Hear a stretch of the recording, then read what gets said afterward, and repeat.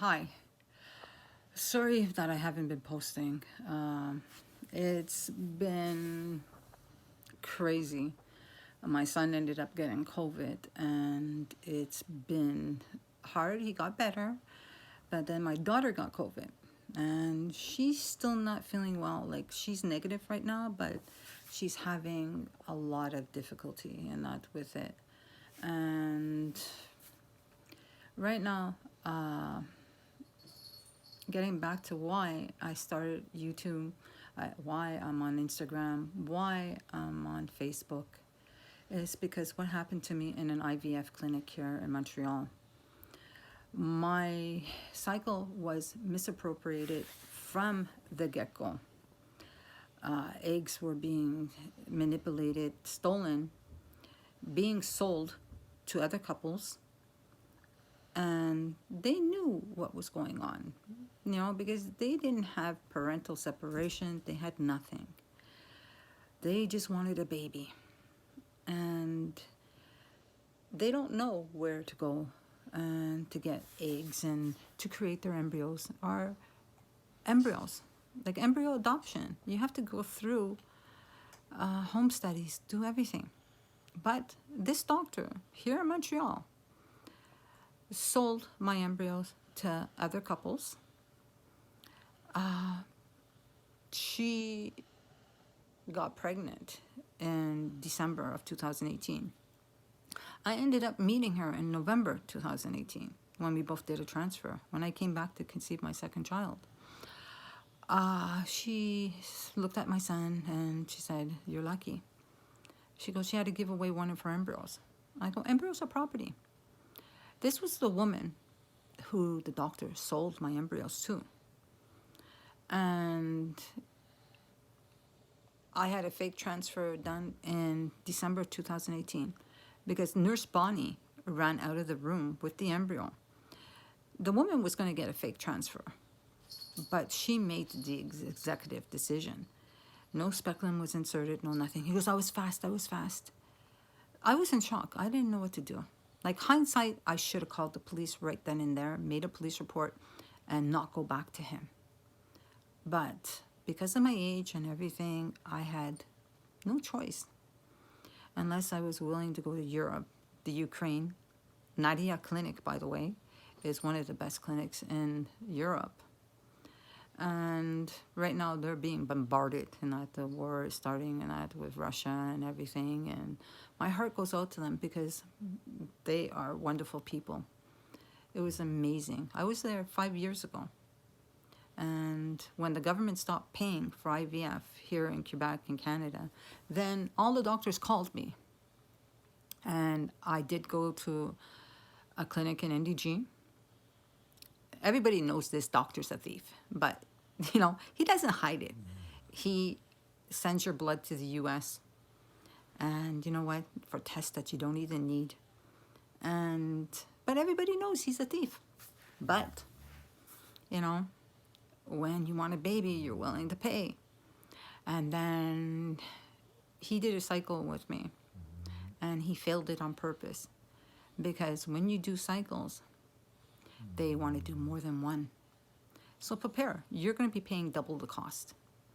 But I told him, like what I told my children, I don't pay twice.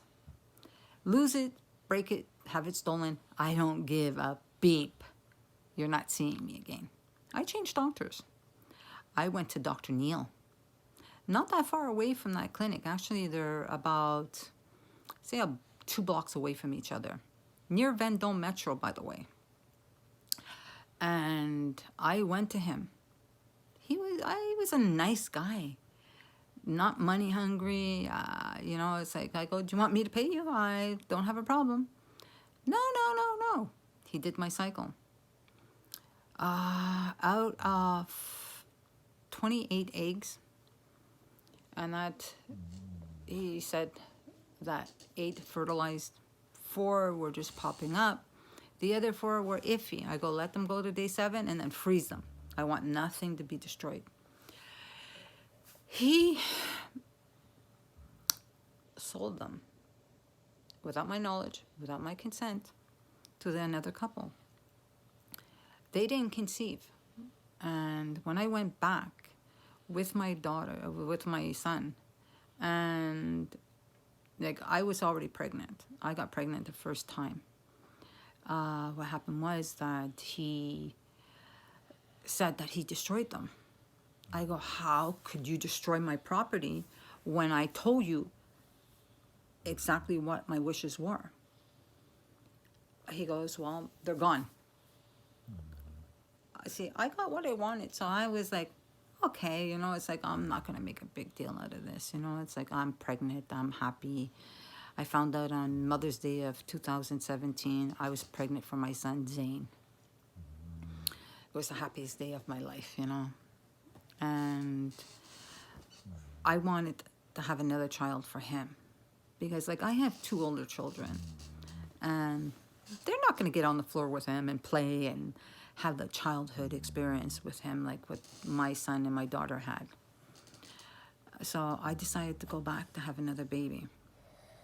He was shocked to see me, that I wanted another child. You know, and he put me through hell. But see, I always get what I want. See, I set my sights on what I want and I go for it. I had 3 embryos in storage that I paid $1,000 to store. And I would pay all my storage fees and everything, but that did not matter. You want to know why? Because they were already sold. He went to that woman and told her, I need one of the embryos. I have to give it back. She was upset about it. I found out about it. And she didn't get pregnant. I didn't get pregnant. He gave one to her, one to me. And what happened was, in December of 2018, Nurse Bonnie was asking me questions about why I wanted another child.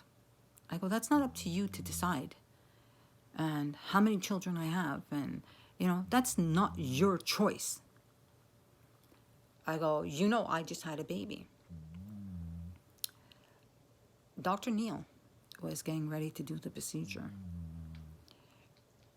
I was very uncomfortable with him, and I told him that I wanted her out of the room. He goes, someone has to be here. I go, no one was ever here. With the last transfer, it was done on a Saturday. There was nobody. No embryologist, no anybody, no nurse, no nothing. And she was standing in the corner, tapping her foot, stressing me out. She ran, took the embryo tube, went out into the hallway. I went to get off the table. Dr. Neil stopped me. I did it. The transfer's done. No ultrasound, no nothing.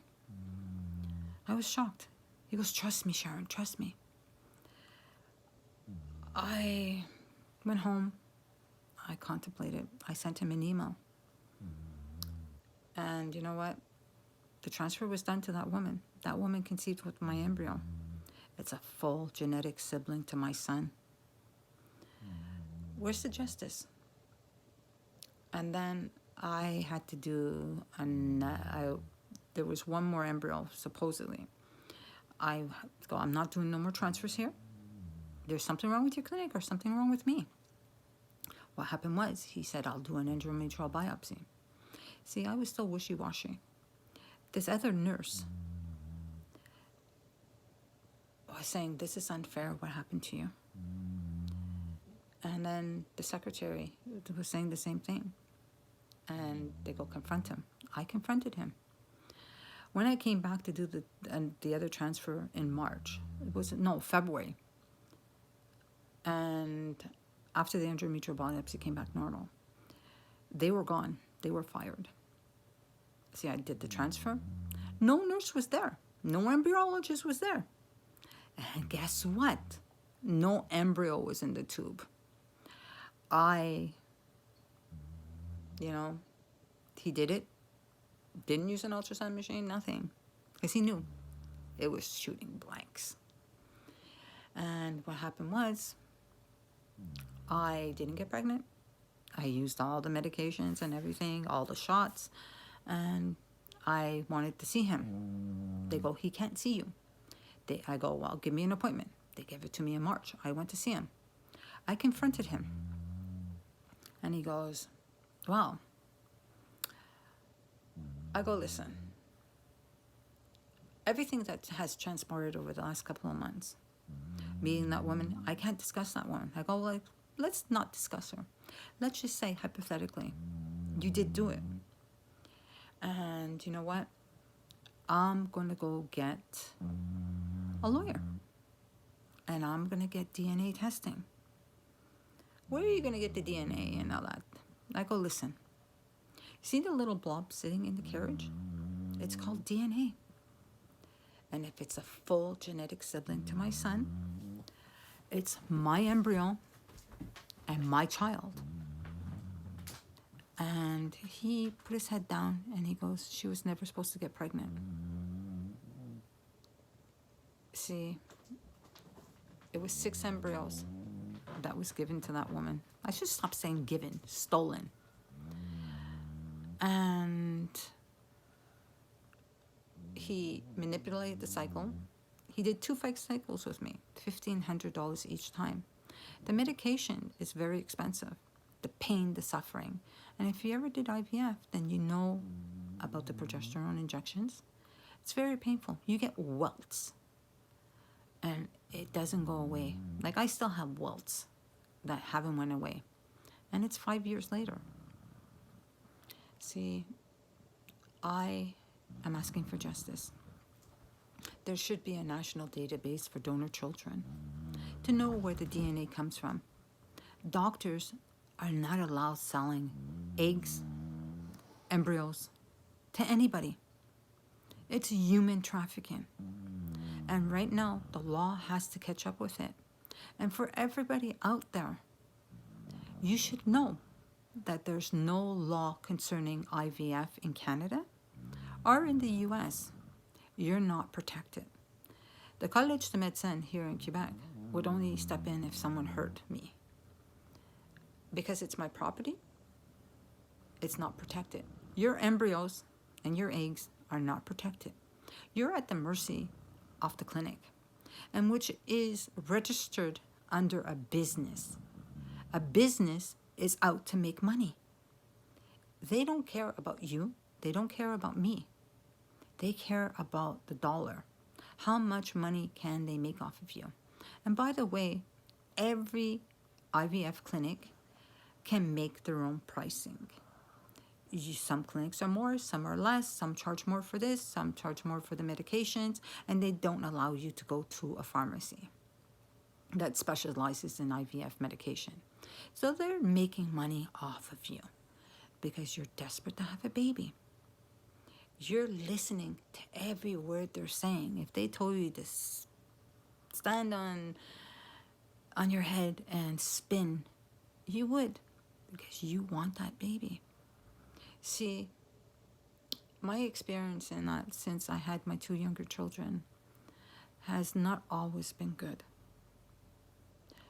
I went through a lot. And right now, people are desperate. I even had a doctor in an emergency room offer me $75,000 for Zane. It was witnessed by Gary. I did make a complaint at the Collège de Médecins, and nothing was done. I got a letter saying that the doctor was only joking. He wasn't joking, because he said, name your price and I'll pay you. I didn't go through a pregnancy to sell my son, to sell my embryos. I went through this and to have another child, to have 1. And then I decided to have 2.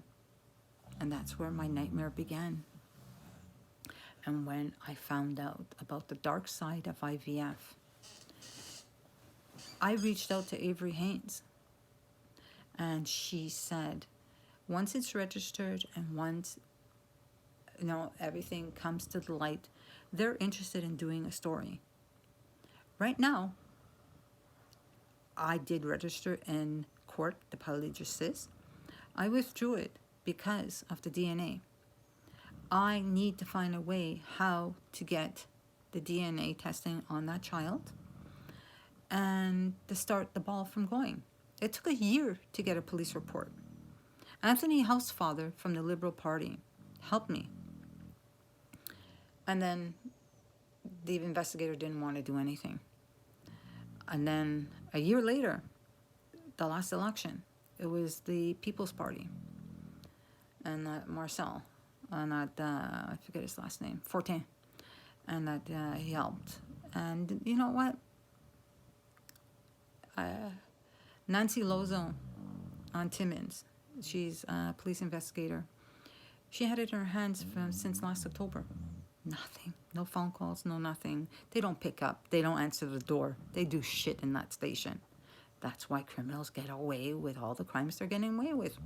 Because the police sit on their ass and do nothing. See, I need everybody to cry, to say this is not okay. I'm not saying that you don't deserve to have a baby. Do it the right way. Don't steal from other couples. Go to ovum agencies where you can get a donor and do it for yourself. And that, because right now I'm asking for a donor registry clinic. See, Facebook has a group that women who are using donor ovum. And you know what? They're buying it from clinics, from these doctors. See, they're part of the problem. Instead of going to an ovum agency and doing it right, you know, they're paying between $30,000 and $60,000 for ovum and getting ripped off at doctors' offices saying that they only had one embryo. See, people are desperate to have a baby. And our government needs to wake up because these couples are being robbed. You know, like Peach McIntyre always says, oh, hard rock, give it up. This is a stick up. You see, doctors are doing that in their offices every day. Say, this is a stick up. You know, give it up.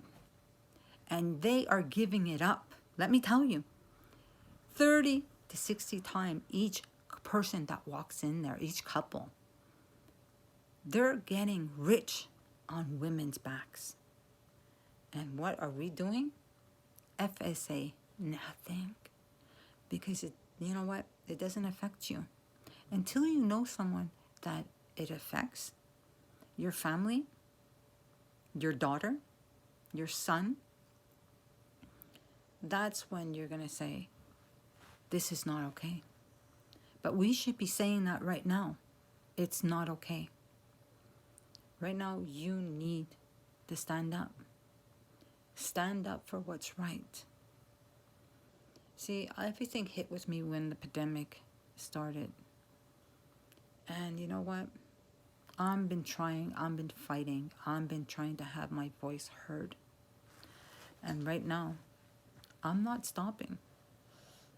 I want justice.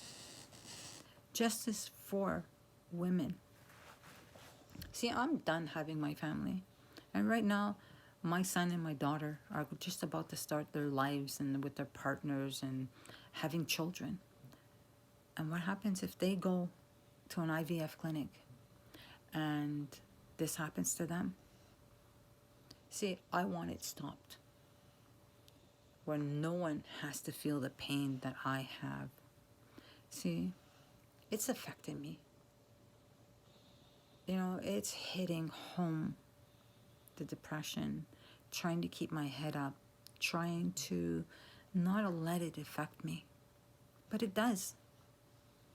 You know, we need to stand together and say no more. See, children need to be protected. See, my daughter is not feeling well right now. I'm just waiting for her to get up.